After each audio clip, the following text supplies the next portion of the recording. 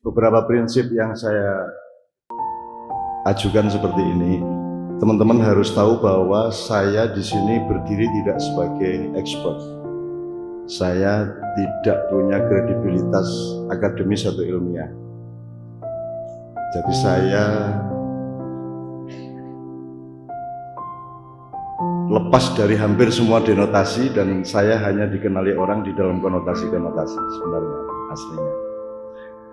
Nah, jadi saya ingin beberapa prinsip itu. Yang pertama, tolong Anda jangan menuntut saya pada posisi seolah-olah saya adalah seorang ahli atau pakar dari tema yang sedang akan kita bicarakan. Saya yang mengusulkan tema menemukan kembali denotasi ini karena sejumlah kegelisahan. Posisi saya hanyalah seorang pekerja sosial yang berjalan ke sana kemari terus-menerus berpuluh-puluh tahun, dan saya menemukan sejumlah hal yang akan saya tawarkan pertama kepada filolog, kepada ahli-ahli bahasa, untuk supaya ada program penelitian yang lebih seksama, karena urusan denotasi dan konotasi ini tidak hanya urusan kata, tetapi sudah menjadi bagian dari perusakan besar. Secara dasar kan sebenarnya Adam dihadirkan oleh Tuhan ke bumi itu juga dengan diberi wacana-wacana nomenklatur. Jadi kalau nyun sewu, kalau dalam Quran ada wa'allama Adam al-asma'a kullaha tsumma 'aradahum 'alal malaikah. Jadi Adam diwurui atau diajarin fenomena-fenomena sosial dan budaya, bukan nama benda. Kalau nama benda atau kata itu kan cukup konvensi di antara manusia yang hidup. Artinya Adam dengan istrinya, dengan anaknya bisa menyepakati kalau ini disebut batu, itu disebut debu, dan seterusnya. Tapi yang diperkenalkan Tuhan kepada Adam adalah fenomena-fenomena, kemungkinan terjadinya koordinat-koordinat budaya pada perilaku manusia. Nah, pada awalnya sebenarnya adalah kata yang diciptakan oleh manusia, kemudian kata itu berangkat dari sebuah makna itu kemudian terlibat di dalam perilaku sosial dan dialektika budaya, kemudian dan menghasilkan konotasi seperti yang Pak Faruk bilang, telu songo walu songo seperti tadi. Kemudian ada kata yang bisa tetap dijaga denotasinya, tapi ada kata yang lepas, yang ucul, sehingga dia menciptakan konotasi yang terlalu jauh dari denotasinya. Bahkan kemudian pada tahap berikutnya dia menciptakan denotasi baru. Kalau pakai bahasa sehari-hari bagi orang Jawa, saya kira antara pakem dan carangan, gitu ya. Ini asosiasi, bukan persis artinya. Jadi selalu ada pakem-pakem yang kemudian dicarangkan, tetapi carangan yang lahir kemudian menjadi pakem yang baru. Demikian seterusnya.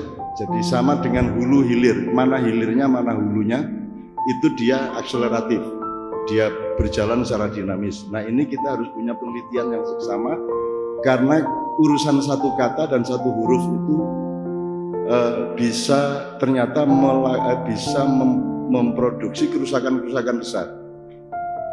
Misalnya ini ada undangan untuk pelantikan kepala BIN di istana. Itu kontroversial. Ini BIN itu Badan Intelijen Nasional apa Badan Intelijen Negara? Nah, itu suratnya sedang dipersoalkan. Lo nek yus karpe kae nek gitu bisa. Tetapi kalau negara kan harus denotatif. Kan gitu. Tapi ini suratnya sedang beredar di mana-mana karena ada kekeliruan gitu. Jadi yang tidak ditandatangani presiden yang ternyata salah itu adalah kan kumpulan kata-kata juga. Jadi ternyata kata itu bisa menghancurkan kehidupan secara luas. Pak Manu Jayatmaja mengatakan kepada saya, dia seorang filolog langka di Indonesia dan di dunia. Bahkan saya menganjurkan beliau untuk membuat buku yang saya kasih judul Bahasa Penghancur Negara.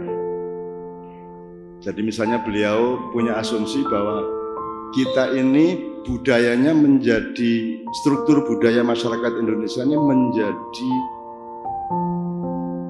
tidak komunal lagi dan tidak bebrayan lagi kalau bahasa Jawanya. Tidak ada gotong royong lagi karena begitu kita belajar bahasa Inggris kita hanya mengenal 3 jenis positioning. 1 subjek, 2 predikat, 3 objek. Jadi setiap hari kita tuh mikirnya, nalurinya adalah bagaimana kita bisa menjadi subjek untuk mengobjekkan orang lain atau apapun dan meletakkan di luar diri kita sebagai predikat dan objek saja. Dan itu yang terjadi. Begitu Anda jadi bupati, Anda langsung objek. Begitu Anda jadi menteri, Anda langsung objek. Jadi cara berpikirnya itu sesuai dengan struktur grammar bahasa Inggris ya. Termasuk bahasa Arab, fa'il, maf'ul gitu ya. Nah, kemudian diteliti, diasumsi bahwa ternyata salah satu sumber kehancuran kita bernegara dan berbangsa ini adalah liarnya konotasi, Pak Faruk. Liarnya konotasi sedemikian rupa sebenarnya dari urusan jarak antara denotasi dan konotasi ini ada macam-macam, Bro. Ada rezim-rezim politik itu antara denotasi dan konotasi. Ada MUI, ada Ustadz, ada tausiah. Udah segala macam berhimpun di antara konotasi dan denotasi. Kalau ini tidak kita kelola dengan baik secara intelektual, secara ilmiah atau akliyah, maka kita tidak akan bisa membenahi apapun. Karena sekarang denotasi yang paling institusional namanya undang-undang. Undang-undang saja sekarang konotatif. KPK yang dulu punya karakter di mana kalau KPK sudah menterdakwakan, mentersangkakan seseorang maka tidak ada SP 3. Sejak Budi Gunawan batal itu semua. Jadi ternyata KPK juga bukan denotasi. Nah, dari denotasi ke konotasi ini ternyata bisa ada sogok-sogokan, kolusi. Ya, bisa ada kompromi-kompromi politik, kompromi-kompromi ekonomi. Karena kita punya lembaga bahasa kan, Dok ya. Nah, lembaga bahasa kita setahu saya belum pernah melakukan kritisisme apapun terhadap gejala-gejala denotasi yang dikonotasikan atau konotasi yang didenotasikan. Kalau denotasi dikonotasikan itu masih lumrah. Tapi kalau konotasi didenotasikan itu penipuan, kata Mas Faruk. Jadi kan gini, apalagi sekarang kita ini gini, karena kita ini udah nggak bisa membedakan mana konotasi, mana denotasi. Hampir di segala bidang dari kehidupan bernegara, hukum, politik, ekonomi, dan terutama agama, itu juga konotasinya bergelimang nggak karu-karuan loh. Agama itu maha konotasi. Gitu. Sehingga kita tidak mengerti lagi bedanya yang wajib sama yang sunat. Kita sudah bisa bikin spanduk, mulailah pagi hari dengan sholat duha. Jadi arek-arek seneng nih, wah lumayan nih kira jam 8 tangi ini gak usah subuh, sip. Karena kita memulai hari dengan duha. Sampai anak ngono, jadi uangku nek wis kadung jatuh cinta ku lali liyane. Kalau sudah cinta sama hidung itu dia lupa bahwa ada pipi di kiri kanannya gitu. Orang Indonesia itu punya kecenderungan lebay seperti itu. Punya kecenderungan untuk huluwun dalam Al-Quran, berlebihan. Kalau junjung berlebihan, kalau belesekake berlebihan. Sehingga sekarang kita dikepung oleh rasa benci satu sama lain. Berbeda sedikit langsung melahirkan kebencian, terutama antar kelompok. Oleh karena itu yang saya lakukan selama ini adalah mengotentikkan diri kembali, menemukan denotasi-denotasi kembali. Ada jarak antara kata dengan makna. Jadi denotasi dengan kata dengan denotasi, makna yang sudah menjadi konotasi. Tapi juga ada jarak yang lebih berbahaya antara kata dengan makna dengan budaya. Ini gejala kedua. Jadi kata dengan makna, kemudian kata dengan makna dengan budaya. Budaya itu ketika sebuah konotasi diaplikasikan. Contohnya gini aja deh. Siapa saja yang mengembangkan sesuatu itu kan disebut developer dalam bahasa Inggris. Jadi sebenarnya seorang mujtahid atau seorang inovator itu kan juga developer. Dan kewajiban manusia secara hakiki adalah dia oleh Allah diberi tradisi untuk memuai, tradisi untuk berkembang. Meskipun dengan batas masing-masing. Kalau badan Anda berkembang sampai usia katakanlah 22-23, itu pun tidak semuanya diregulasi secara sama. Jadi sering di Mayan saya bilang, yang di sini dikembangkan, yang di alis enggak. Alis ini tidak ditumbuhkan, tidak dimuaikan. Sing nisor kuwi nek kok cukur berkembang, nek ora kok cukur ya panggah semono. Iya. Itu sunnah namanya. Tanganmu berkembang senada seirama dengan tinggi badanmu, tapi ada satu barang yang oleh Allah dibiarkan. Dindek cepet-cepet. Kuwi nek kedawan iso dicandol-candol ke cagak kuwi ya. Nah itu oleh Tuhan di stop. Jadi sebenarnya prinsip hidup ini kan gerak gitu. Oleh Tuhan dibikin konsep hidup itu pemuaian, hidup itu pertumbuhan, hidup itu perkembangan, hidup itu dinamika, kan gitu. Life is movement, kan gitu kan, selalu bergerak. Tetapi sekarang yang disebut developer itu siapa? Sekarang sudah kita persempit, jadi ada denotasi yang konotasinya mengabstrakkan, ada denotasi yang dikonotasikan menjadi lebih menyempit sama sekali. Sekarang yang disebut developer itu ya seenggak omah itu. Jadi kalau lainnya di wilayah lain, dalam konteks lain kita juga developing, kita nggak akan disebut developer. Ini kan wis munggel, ini kan memotong betul makna kata. Jadi developer itu ya seenggak omah itu. Lagi ini serah mungkin ke Faruk dari karena aku jadi developer nggak mungkin. Apalagi terakhir-terakhir ada dagelan tentang developer, karena masyarakat neraka dan surga itu kan mereka kan bersaudara, dulu satu kampus juga, sesama parpol juga kan gitu kan. Tapi ada yang ke neraka, ada yang ke surga, bahkan ada yang saudara kandung gitu kan, tapi satu di surga satu neraka, sehingga mereka membutuhkan silaturahmi dan semacam mudik satu sama lain. Sehingga mereka mengambil keputusan setelah musyawarah antar perutusan masyarakat surga dan neraka, akhirnya diputuskan masing-masing penghuni punya kewajiban untuk membuat jembatan separuh-separuh. Jadi masyarakat neraka bikin jembatan separuh menuju surga, masyarakat surga bikin jembatan separuh menuju neraka, sehingga nanti bersambung, sehingga mereka bisa menjadwal mudiknya gitu. Tapi ternyata yang di neraka sangat cepat membangun jembatan ini, sementara yang di surga tidak jadi-jadi, bahkan belum dimulai. Setelah dicek dan masyarakat neraka protes, ternyata ketahuan bahwa di surga tidak ada yang bisa bikin jembatan. Kabeh developernya do ning neraka kabeh gitu. Itu dagelannya gitu. Dagelan. Nah, ini belok aja, tapi intinya adalah bahwa sudah, misalnya kata developer sekarang sudah hanya menjadi urusan bangun-bangunan. Itu berarti nanti ada IMB, ada urusan sama departemen apa, ada nyogok, ada izin, ada segala macam. Dan itu semua ikut di dalam konotasi itu. Misalnya khilafah. Khilafah ini sudah menjadi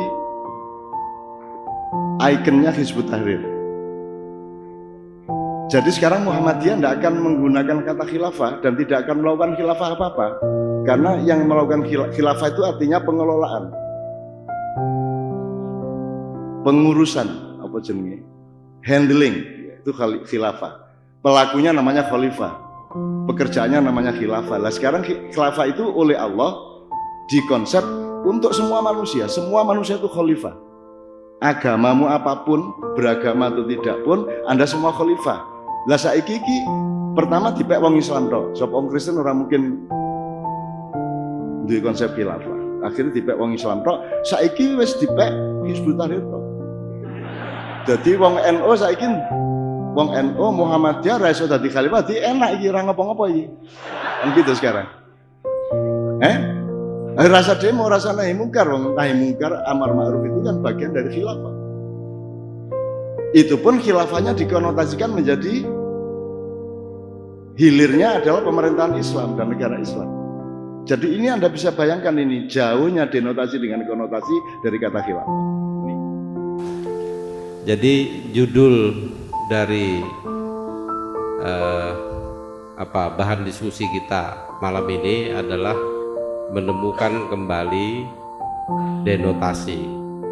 Itu bukan berarti Cak Nun itu anti konotasi, benar kan? Bukan berarti tadi dia bilang kalau denotasi itu terlalu mengikat, itu harus. Jadi konotasi itu dimensi dinamik sebenarnya. Lalu denotasi itu yang pokoknya gitu ya. Kalau yang denotasinya terlalu mengikat itu juga tidak bagus. Tapi kalau konotasinya terlalu liar itu juga tidak bagus. Bukan berarti liar itu salah, tetapi nah ini saya kira paparan dari Cak Nun sepanjang kita ikuti tadi sebenarnya menyeleksi beberapa kata-kata kunci yang mungkin itu bisa konotasinya itu dianggap sudah ada dalam ambang yang bisa kita tolerir, artinya bisa merugikan kita. Nah, jadi sebenarnya yang ditawarkan bukan ditawarkan kepada kita itu untuk bukan hanya akademisi sebenarnya, tetapi bagaimana kita benar-benar memikirkan hal-hal yang kelihatannya sepele seperti kata-kata apa saja ya, tetapi sebenarnya sangat berbahaya bagi emansipasi, liberasi, pembebasan manusia yang bisa mempunyai efek mungkin penindasan, pembodohan atau apapun juga. Yang saya kira pesannya adalah bagaimana berpikir kritis terhadap gejala-gejala itu. Itu yang saya kira yang saya sangat penting di dalam diskusi kali ini. Jadi di samping mungkin ilmuwan-ilmuwan di universitas perlu melakukan kajian, tetapi kita semua sebenarnya harus mulai berpikir kritis terhadap fenomena-fenomena denotasi konotasi yang bisa berisiko. Jadi misalnya ada yang konotasinya mempersempit, ada yang memperluas, sebenarnya ya nggak ada masalah karena itu dinamika. Tetapi kalau dia sudah menimbulkan efek yang dikatakan berbahaya, kalau pesannya Islam kata Cak Nun tadi adalah pembebasan, tapi justru itu bisa menimbulkan penindasan, pembodohan dan sebagainya, itu maka harus dikritisi gitu. Nah, saya kira kesan saya itu pesan yang penting. Tentu tidak hanya kita mentertawakan, tetapi juga kita harus betul-betul berusaha untuk bersikap kritis terhadap segala gejala yang bisa membuat kita kehilangan akal.